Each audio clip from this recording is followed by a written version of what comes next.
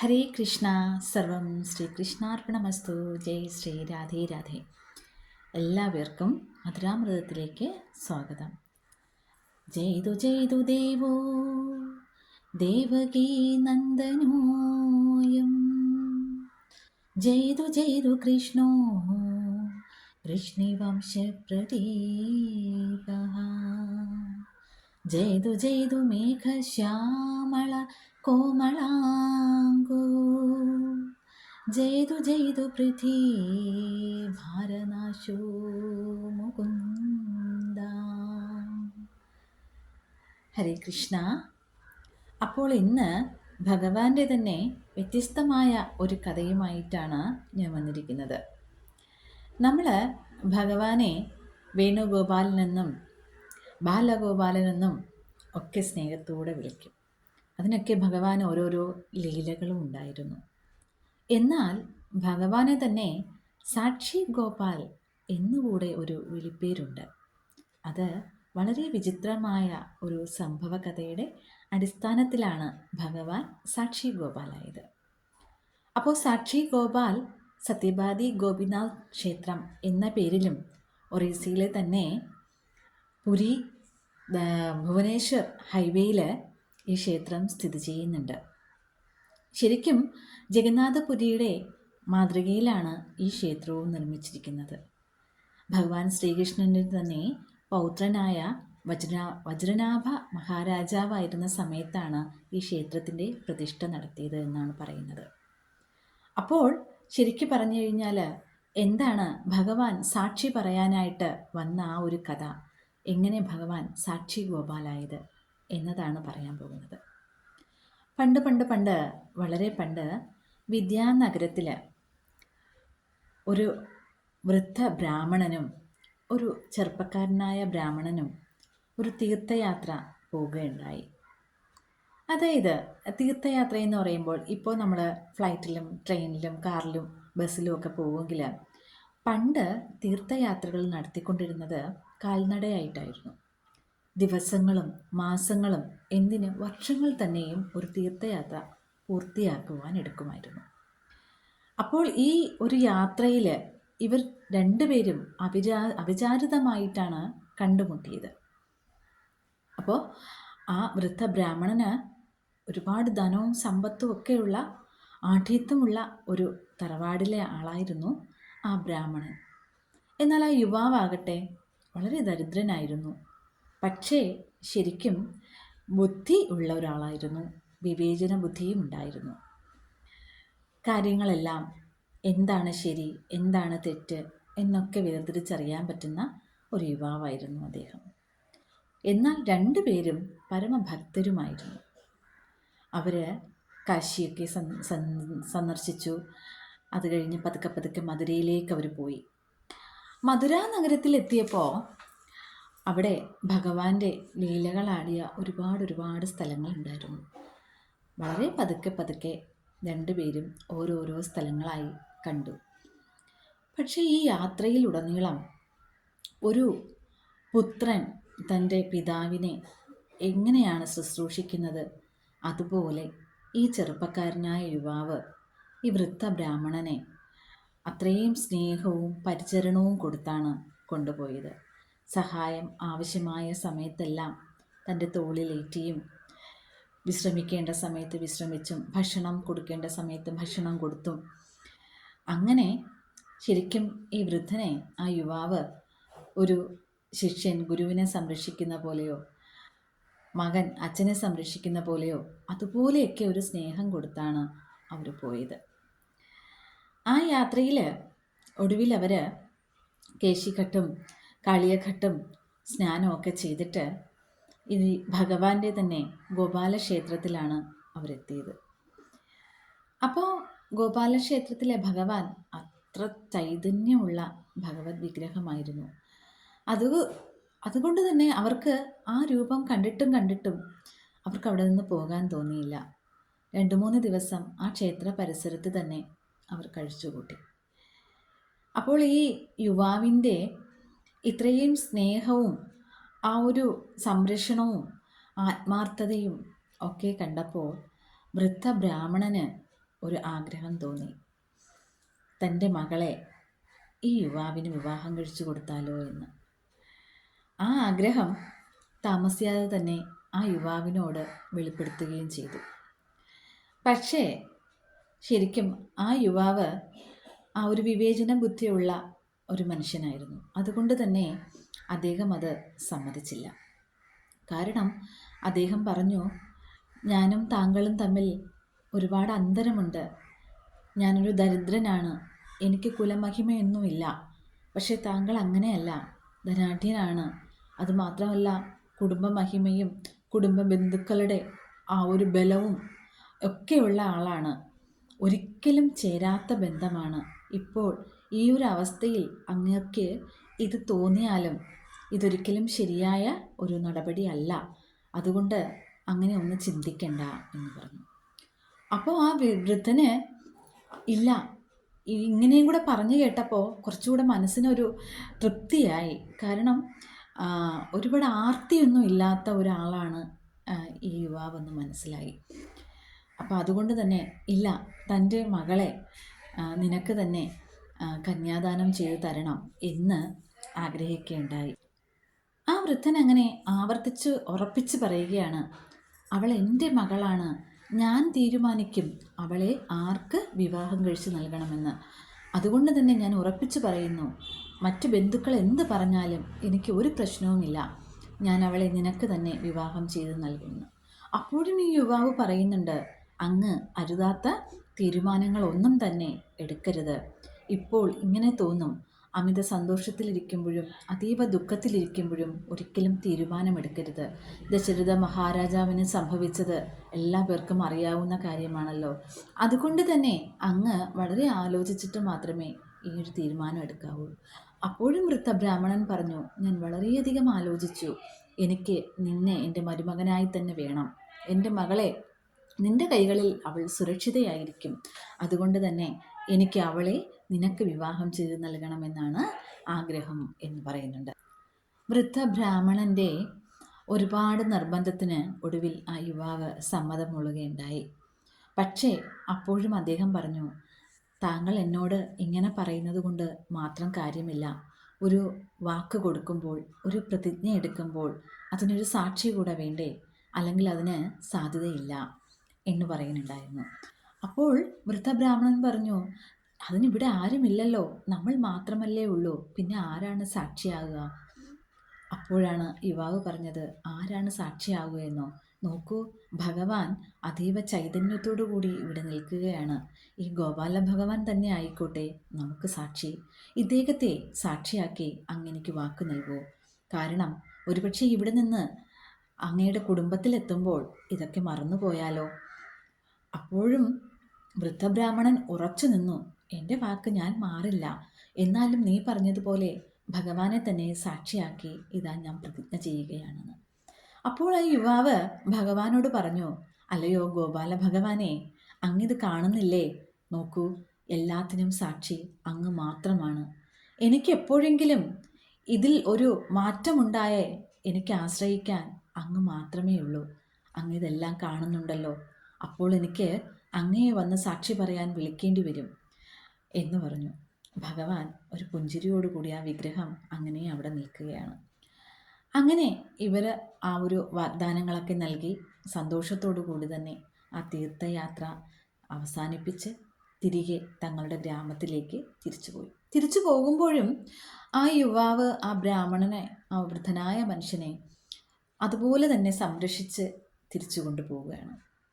രണ്ടുപേരും അവരവരുടെ വീടുകളിലേക്ക് പോയി. വീട്ടിലെത്തിയപ്പോൾ മുതൽ ആ വൃദ്ധ ബ്രാഹ്മണന് താൻ കൊടുത്ത ആ വാക്ക് എങ്ങനെ അത് പാലിക്കും, എങ്ങനെ ഇത് വീട്ടിൽ അവതരിപ്പിക്കും എന്നൊക്കെയുള്ള അല്ലാത്ത ചിന്തകളായി. ഒടുവിൽ അദ്ദേഹം തീരുമാനിച്ചു, എന്ത് തന്നെയായിരുന്നാലും ഞാൻ വാക്ക് കൊടുത്തതാണല്ലോ, അപ്പോൾ പിന്നെ അതിവിടെ അവതരിപ്പിക്കാം. അങ്ങനെ ബന്ധുക്കളെയും തൻ്റെ മറ്റു പുത്രന്മാരെയും വിളിച്ചിട്ട് ഈ ഒരു കാര്യം പറയുകയുണ്ടായി. അപ്പോൾ അത് കേട്ടപ്പോൾ ബന്ധുക്കൾ ഞെട്ടിപ്പോയി. കാരണം അത്ര കുലമഹിമയും ധനസമ്പത്തും ഉള്ള ഒരു വലിയ തറവാടാണത്. ആ തറവാട്ടിലുള്ള ആ പെൺകുട്ടിയെ അതുപോലെ തന്നെ തങ്ങൾക്ക് സമം നിൽക്കുന്ന മറ്റൊരു കുടുംബത്തിലേക്ക് വിവാഹം ചെയ്ത് അയക്കണമെന്ന് ആഗ്രഹിച്ചിരിക്കുന്ന ബന്ധുക്കളോടും മറ്റു പുത്രന്മാരോടുമാണ് ഈ നിർധനനായ ദരിദ്രനായ ആ യുവാവിന് ആ പുത്രിയെ കൊടുക്കണമെന്ന് പറയുന്നത്, വിവാഹം ചെയ്ത് കൊടുക്കണമെന്ന് പറയുന്നത്. മറ്റു പുത്രന്മാർക്ക് ഇത് കേട്ടപ്പോൾ മൂത്ത പുത്രനാണെങ്കിൽ കോപിഷ്ഠനായി. അദ്ദേഹം വല്ലാതെ വിറച്ചു. അച്ഛൻ എന്ത് വിഡ്ഢിത്തമാണ് ഈ വിളിച്ചു പറയുന്നത്? ഞങ്ങളോടൊരു വാക്ക് ചോദിക്കാതെ അച്ഛൻ എന്താണ് ഈ ചെയ്തതെന്ന് ഓർമ്മയുണ്ടോ? തൻ്റെ പൊന്നു പെങ്ങളെ അങ്ങനെ ആർക്കെങ്കിലും പിടിച്ചു കൊടുക്കാനുള്ളതാണോ? അച്ഛൻ എന്താണ് ഈ പറയുന്നത് എന്നൊക്കെ പറഞ്ഞിട്ട് പുത്രൻ വല്ലാതെ ദേഷ്യപ്പെട്ടു. ഒരിക്കലും ഇത് സമ്മതിക്കില്ല എന്ന് പറഞ്ഞു. അത് മാത്രമല്ല, അച്ഛനെ നിർബന്ധിച്ച് ഇത് സമ്മതിക്കുകയാണെങ്കിൽ താൻ ആത്മഹത്യ ചെയ്യും എന്നുകൂടെ പറഞ്ഞു. അത് കേട്ടതോടുകൂടി വൃദ്ധബ്രാഹ്മണൻ വല്ലാത്ത വിഷമത്തിലായി. താൻ കൊടുത്ത വാക്ക് സത്യമാണ്. ആ സത്യം ഭഗവാന്റെ മുന്നിൽ വെച്ച് ചെയ്തതാണ്. അതിപ്പോൾ ഇതാ ഇവിടെ പാലിക്കാൻ കഴിയാതെ വന്നിരിക്കുകയാണ്. ഇതൊക്കെ ഓർത്തപ്പോൾ അദ്ദേഹത്തിന് വല്ലാത്ത വിഷമമായി. ആ ബ്രാഹ്മണ യുവാവ് വന്നാൽ താൻ എന്ത് മറുപടി പറയും എന്നോർത്തിട്ട് വല്ലാത്ത വിഷമമായി. അപ്പോൾ ഈ ഒരു അവസ്ഥ മനസ്സിലാക്കിയ മകൻ പറഞ്ഞു, അച്ഛനൊരു കാര്യം ചെയ്യൂ, അച്ഛൻ്റെ വാക്കൊന്നും മാറ്റാൻ നിൽക്കണ്ട. അച്ഛന് ഇങ്ങനെയൊരു സംഭവം നടന്നതായി ഓർമ്മയിലില്ല എന്നങ്ങ് പറയും. എന്തായാലും അച്ഛൻ ഇത്രയും വയസ്സായതല്ലേ, അപ്പോൾ ഓർമ്മക്കുറവൊക്കെ എല്ലാവർക്കും വരാം. അച്ഛന് ഇങ്ങനൊരു സംഭവം നടന്നതായി ഓർമ്മയിലേ ഇല്ല എന്നങ്ങ് പറയുക. ആ വൃദ്ധബ്രാഹ്മണൻ മനസ്സില്ലാ മനസ്സോടുകൂടി അത് സമ്മതിച്ചു. കാരണം വേറെ നിവൃത്തിയില്ല. ആരും ഇദ്ദേഹത്തിൻ്റെ തീരുമാനത്തിനോട് അനുകൂലിക്കുന്നില്ല. അങ്ങനെ ഇരിക്കുമ്പോൾ ഒരു ദിവസം ആ യുവാവ് ഇവരുടെ വീട്ടിലേക്ക് വന്നു. ആ വൃദ്ധനെ കണ്ടു. എനിക്ക് നൽകിയ വാഗ്ദാനം പാലിക്കാണ്ടേ എന്നൊക്കെ ചോദിച്ചപ്പോൾ എല്ലാവരും കൂടെ ഓടി വന്നു. എന്ത് വാക്ക്, എന്ത് വാഗ്ദാനം, എന്ത് പറഞ്ഞു എന്നൊക്കെ ചോദിച്ചപ്പോൾ യുവാവ് പറഞ്ഞു, ഞങ്ങളിങ്ങനെ യാത്ര പോയപ്പോൾ ഇദ്ദേഹം എനിക്ക് ഇദ്ദേഹത്തിൻ്റെ മകളെ വിവാഹം ചെയ്ത് നൽകാം എന്നൊരു വാക്ക് നൽകിയിട്ടുണ്ടെന്ന് പറഞ്ഞു. അപ്പോൾ എല്ലാവരും ചോദിച്ചു, ആ ബ്രാഹ്മണനോട് ചോദിച്ചു, അങ്ങനെ ഒരു വാക്ക് കൊടുത്തുവോ അങ്ങ് എന്ന് ചോദിച്ചപ്പോൾ ആ വൃദ്ധബ്രാഹ്മണൻ ആ മനസ്സുരുകിക്കൊണ്ട് തന്നെ പറഞ്ഞു, എനിക്ക് അങ്ങനെ ഒരു കാര്യം ഓർമ്മയിലില്ല എന്ന് പറഞ്ഞു. അപ്പോൾ ഈ യുവാവ് ആ നടന്ന സംഭവങ്ങളും ആ സാഹചര്യങ്ങളും എല്ലാം പറഞ്ഞു കൊടുത്തിട്ടും ഈ വൃദ്ധബ്രാഹ്മണൻ തൻ്റെ വാക്കിൽ തന്നെ ഉറച്ചു നിന്നു, എനിക്ക് അങ്ങനെ ഒരു കാര്യം ഓർമ്മയിലില്ല. അപ്പോൾ മകൻ കോപിഷ്ഠനായി പറഞ്ഞു, അച്ഛൻ പറഞ്ഞത് നീ കേട്ടില്ലേ? പിന്നെ എന്തിനാ ഇവിടെ ഇങ്ങനെ നിൽക്കുന്നത്? കടന്നു പോകൂ പുറത്ത് എന്ന് പറഞ്ഞിട്ട് അച്ഛൻ മകൻ അങ്ങനെ ആക്രോശിച്ചുകൊണ്ട് ഒരു വടിയെടുത്ത് ഈ യുവാവിനെ അടിക്കാനായി ഓങ്ങി. തൻ്റെ ജീവനിൽ ആ ഭയമുള്ളത് കൊണ്ട് ആ യുവാവ് ഓടിപ്പോയി. പക്ഷേ പുറത്ത് പോയിട്ട് എന്തൊരു അനീതിയാണിത് എന്ന് ഓർത്തു. താൻ ഒരുപാട് വട്ടം ഇത് വേണ്ട എന്ന് പറഞ്ഞിട്ടും തന്നെ നിർബന്ധിച്ച് ഇത് ഇങ്ങനൊരു വാക്ക് നൽകിയത്, എന്നിട്ടിപ്പോൾ അത് മാറ്റി പറയുന്നത് ധർമ്മമല്ല, നീതിയല്ല എന്ന് മനസ്സിലാക്കിയ യുവാവ് തൻ്റെ ഗ്രാമത്തിൽ പോയിട്ട് കുറച്ച് ഗ്രാമവാസികളെയെല്ലാം കൂട്ടിക്കൊണ്ട് തിരിച്ചു വന്ന് അവരോട് നടന്ന സംഭവം മുഴുവനും പറഞ്ഞു കൊടുത്തു. പറഞ്ഞപ്പോഴും ആ വൃദ്ധബ്രാഹ്മണൻ്റെ മകൻ പറയുന്നുണ്ട്, ഇതെല്ലാം വെറുതെയാണ്. ഇദ്ദേഹത്തിന് യാത്ര പോയപ്പോഴേ അറിയാമായിരുന്നു എൻ്റെ അച്ഛൻ്റെ കയ്യിൽ ഒരുപാട് സമ്പത്തുണ്ട് എന്ന്. അച്ഛൻ്റെ കയ്യിലുള്ള ആ പണമെല്ലാം ഇയാൾ മോഷ്ടിച്ചെടുക്കുകയുണ്ടായി. എന്നിട്ട് പറഞ്ഞു അത് വേറെ ഏതോ കള്ളൻ വന്നു മോഷ്ടിച്ചു എന്ന് പറഞ്ഞു. ഇവനാണത് മോഷ്ടിച്ചത്. അതിനുശേഷം ഇപ്പോൾ ഇങ്ങനെ ഒരു കാര്യവും കൂടെ പറഞ്ഞുകൊണ്ട് വന്നിരിക്കുകയാണ് എന്നെല്ലാം ആ മൂത്ത പുത്രൻ തർക്കിച്ചു പറഞ്ഞു. വൃദ്ധബ്രാഹ്മണൻ ഒന്നും മിണ്ടാതെ ഇതെല്ലാം കേട്ടിരിക്കുകയായിരുന്നു. അപ്പോൾ കേട്ട ഗ്രാമവാസികൾക്കും തോന്നി ഈ പറയുന്ന സത്യമായിരിക്കും. കാരണം ഇങ്ങനെ ഒരു വാക്ക് കൊടുക്കാൻ ഒരു സാധ്യതയുമില്ല. എന്ത് കണ്ടിട്ടാണ് ഈ യുവാവിന് പുത്രിയെ വിവാഹം ചെയ്തു കൊടുക്കാമെന്ന് പറയുന്നത്? അതിനുള്ള ഒരു സാധ്യതയുമില്ല. പക്ഷേ മകൻ പറഞ്ഞതുപോലെ സത്യമാണെങ്കിലോ, ധനവും സമ്പത്തും ഉണ്ടെന്ന് മനസ്സിലാക്കിയിട്ട് ഈ ചെറുപ്പക്കാരൻ വെറുതെ പറയുന്നതാണെങ്കിലോ, കള്ളത്തരം പറയുന്നതാണെങ്കിലോ എന്നെല്ലാം ഗ്രാമവാസികളും തീരുമാനിച്ചു. അവർ അങ്ങനെ ഒരു തീരുമാനത്തിലെത്തി, ഈ ചെറുപ്പക്കാരൻ പറയുന്നതാണ് നുണ പറയുന്നതാണ് എന്ന്. അപ്പോൾ അതിലൊരാൾ ചോദിച്ചു, ശരി, നിങ്ങൾ ഇങ്ങനെയൊക്കെ പറയുന്നുണ്ടല്ലോ, ഈ പറഞ്ഞതിന് എന്തെങ്കിലും സാക്ഷികളുണ്ടോ? ആരെങ്കിലും ഉണ്ടായിരുന്നോ ഇത് പറയുമ്പോൾ? എന്തെങ്കിലും ഉടമ്പടി ഉണ്ടായിരുന്നോ എന്നൊക്കെ ചോദിച്ചു. അപ്പോഴാണ് ആ ചെറുപ്പക്കാരൻ ഓർമ്മ വന്നത്, താൻ ഗോപാല ഭഗവാനെ സാക്ഷി നിർത്തിയിട്ടാണ് ഇങ്ങനെ ഒരു പ്രതിജ്ഞ ചെയ്തത് എന്ന്. അപ്പോൾ പറഞ്ഞു, ഉണ്ട്, സാക്ഷിയുണ്ട്, ഗോപാല ഭഗവാനായിരുന്നു സാക്ഷിയെന്ന്. അപ്പോൾ എല്ലാവരും ചിരിച്ചു. ഗോപാല ഭഗവാനായിരുന്നോ സാക്ഷി? നല്ല കാര്യം തന്നെ.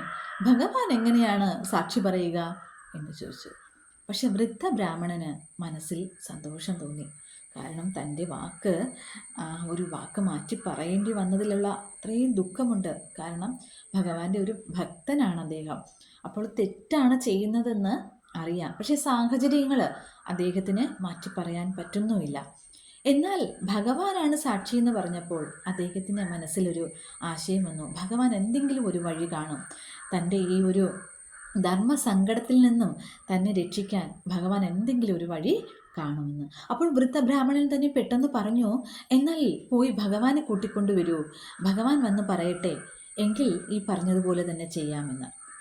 അപ്പോൾ മറ്റുള്ളവരും സമ്മതിച്ചു. എന്നാൽ ഈശ്വരവിശ്വാസം തീരെ ഇല്ലാത്ത ആ ബ്രാഹ്മണൻ്റെ മകനും ഉറപ്പുണ്ടായിരുന്നു, ആ വിഗ്രഹം ഭഗവാൻ എങ്ങനെയാണ് വന്ന് സാക്ഷി പറയുക എന്ന്. അങ്ങനെ ഈ യുവാവ് തിരിച്ച് വീണ്ടും വൃന്ദാവനത്തിലേക്ക് പോയി. അവിടെ ചെന്ന് ഗോപാല ഭഗവാന്റെ ക്ഷേത്രത്തിൽ പോയി ഒരുപാട് കരഞ്ഞു. എന്നിട്ട് ഭഗവാനോട് ചേർന്നിരുന്ന് കാര്യം പറഞ്ഞു.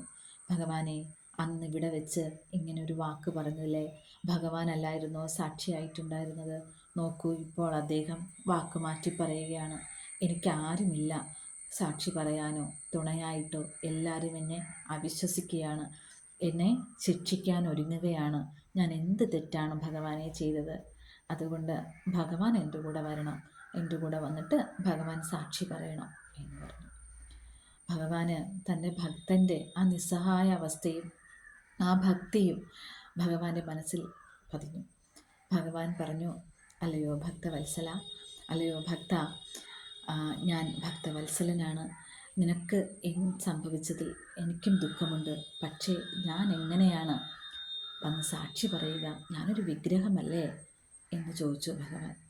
അപ്പോൾ യുവാവ് പറഞ്ഞു, വിഗ്രഹത്തിന് സംസാരിക്കാൻ കഴിയുമെങ്കിൽ തീർച്ചയായും എൻ്റെ കൂടെ വരാനും പറ്റും, എൻ്റെ ഗ്രാമത്തിലേക്ക് വരാനും പറ്റും. അങ്ങ് അഖിലാണ്ട കോടി ബ്രഹ്മാണ്ടനാഥനായ ഭഗവാനെ, സർവകാരണകാരണമായ ഭഗവാനെ, അങ്ങേക്ക് കഴിയാത്തതായിട്ട് എന്താണുള്ളത്? ഇങ്ങനെയൊക്കെ പറഞ്ഞപ്പോൾ ഭഗവാൻ സമ്മതിച്ചു. ശരി, ഞാൻ നിൻ്റെ കൂടെ വരാം, നിൻ്റെ പുറകിലായി ഞാനുണ്ടാകും. പക്ഷെ നീ തിരിഞ്ഞു നോക്കരുത്. നീ എവിടെ വെച്ച് തിരിഞ്ഞു നോക്കുന്നോ ഞാൻ അവിടെ നിൽക്കും. എനിക്ക് ദിവസവും ഒരു നാഴി അരിയുടെ ചോറ് എനിക്ക് നേദ്യമായി നൽകണം. ഇങ്ങനെയെല്ലാം ഒരു ഉടമ്പടിയൊക്കെ ഉണ്ടാക്കി അതൊക്കെ സമ്മതിച്ച് ആ ഭക്തനും ഭഗവാനും ഭക്തൻ്റെ നാട്ടിലേക്ക് യാത്ര തിരിച്ചു. അപ്പോൾ ഭഗവാന്റെ ആ ഒരു കൽച്ചിലമ്പ് നാദം കേട്ട് ഈ ഭക്തൻ എങ്ങനെ പോവുകയാണ്. അങ്ങനെ പോയി തൻ്റെ നഗരമായ വിദ്യാനഗരത്തിലേക്ക് എത്തിക്കഴിഞ്ഞപ്പോൾ ഈ ഭക്തന് ഭയങ്കര സന്തോഷം. കാരണം ഭഗവാൻ വന്നിരിക്കുന്നു എൻ്റെ കൂടെ സാക്ഷി പറയാനായിട്ട് എൻ്റെ ഗ്രാമത്തിൽ എന്നുള്ള ആ ഒരു സന്തോഷം അടക്കാൻ കഴിഞ്ഞില്ല. അപ്പോൾ വിചാരിച്ചു, ഞാൻ ഓടിപ്പോയി എൻ്റെ നാട്ടുകാരെ എല്ലാവരെയും വിളിച്ചിട്ട് വരും. അപ്പോൾ അവരെല്ലാവരും ഭഗവാനെ കാണും, അവർക്ക് സന്തോഷമാകും.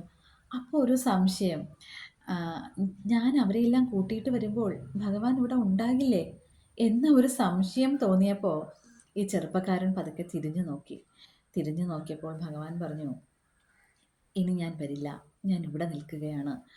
കുഴപ്പമില്ല, നീ പോയി നിൻ്റെ ഗ്രാമത്തിലുള്ളവരെയെല്ലാം വിളിച്ചിങ്ങോട്ട് കൊണ്ടുവരൂ എന്ന് പറഞ്ഞു. അങ്ങനെ ഈ ചെറുപ്പക്കാരൻ സന്തോഷത്തോടുകൂടി പോയി തൻ്റെ നാട്ടിൽ പോയി എല്ലാവരോടും പറഞ്ഞു, വരൂ വരൂ വരൂ, ഭഗവാൻ വന്നിരിക്കുന്നു സാക്ഷി പറയാനായിട്ട്, ഭഗവാൻ വന്നിരിക്കുന്നു, ഞാൻ വിളിച്ചുകൊണ്ട് വന്നു എന്ന്. അപ്പോൾ എല്ലാവരും വിചാരിച്ചു, ഈ ചെറുപ്പക്കാരന് എന്ത് പറ്റി? ശരിക്കും മാനസിക നിലയൊക്കെ തെറ്റിയോ എന്ന് വിചാരിച്ചിട്ട് എന്തായാലും വിളിക്കുന്നതല്ലേ, ഒന്ന് പോയി നോക്കാം. അങ്ങനെ ആ വൃദ്ധനായ ബ്രാഹ്മണനും മകനും ബന്ധുക്കളും മറ്റു ഗ്രാമവാസികളും എല്ലാവരും ചേർന്ന് ഇദ്ദേഹം പറഞ്ഞ സ്ഥലത്തേക്ക് വന്നു നോക്കിയപ്പോൾ അതീവ ചൈതന്യത്തോടുകൂടി അതാ നിൽക്കുന്നു ഭഗവാൻ, ഗോപാല ഭഗവാൻ.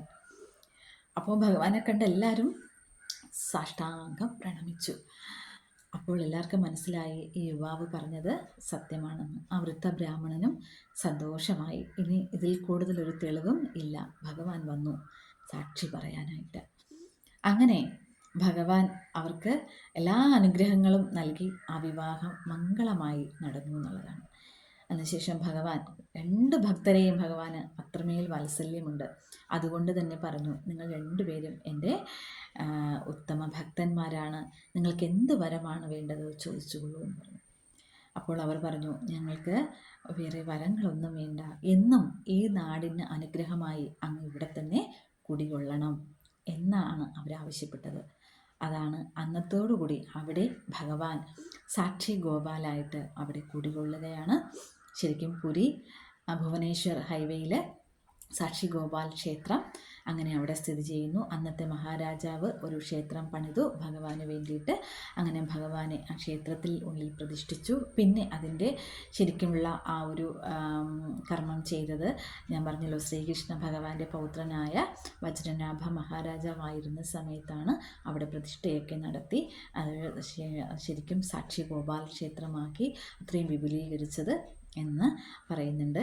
അപ്പോൾ ഇങ്ങനെ ഭഗവാൻ ശരിക്കും പറഞ്ഞു കഴിഞ്ഞാൽ സാക്ഷി പറയാൻ, ഭക്തന് വേണ്ടി സാക്ഷി പറയാൻ പോലും ഭഗവാൻ വന്നു എന്നുള്ളതാണ്. തൻ്റെ ഭക്തന് വേണ്ടി ഏതറ്റം വരെയും പോകും ഭഗവാൻ, എന്ത് വേണമെങ്കിലും ചെയ്യും ഭഗവാൻ. തൻ്റെ ഭക്തൻ അത്രയും പരിശുദ്ധ ഹൃദയത്തോടു കൂടി ആ പ്രേമഭക്തിയോടുകൂടി ഭഗവാനെ സേവിക്കുന്നവരുടെ കൂടെ ഭഗവാൻ എപ്പോഴും ഉണ്ടാകും. അവരുടെ എന്താവശ്യത്തിനും ഭഗവാൻ കൂടെ ഉണ്ടാകും എന്നുള്ളതിന് ഒരു ഉത്തമ ഉദാഹരണം കൂടെയാണ് ഈ കഥ എന്ന് പറയുന്നത്. ഇത് വെറും ഒരു കഥയല്ല, ശരിക്കും ഒരു സംഭവ കഥ തന്നെയാണ്. അങ്ങനെ വൃന്ദാവനത്തിൽ നിന്നും ഭഗവാൻ അവിടെ നിന്നും സാക്ഷി ഗോപാലായിട്ട് ഇവിടെ ഇപ്പോൾ ഒഡീഷയിൽ വന്നിട്ടുണ്ട് എന്ന് അവിടെ ക്ഷേത്രമുണ്ട്. അവിടെ കഴിയുന്ന അവർക്ക് പോയി ഭഗവാനെ കാണണം. ശരിക്കും ഭഗവാൻ അവിടെ എല്ലാ ഐശ്വര്യങ്ങളും എല്ലാ അനുഗ്രഹങ്ങളും ചുരിഞ്ഞുകൊണ്ട് അവിടെ നിൽക്കുകയാണ്. ഹരേ കൃഷ്ണ. ഇതാണ് ഭഗവാൻ സാക്ഷി ഗോപാലായ കഥ. ഹരേ കൃഷ്ണ.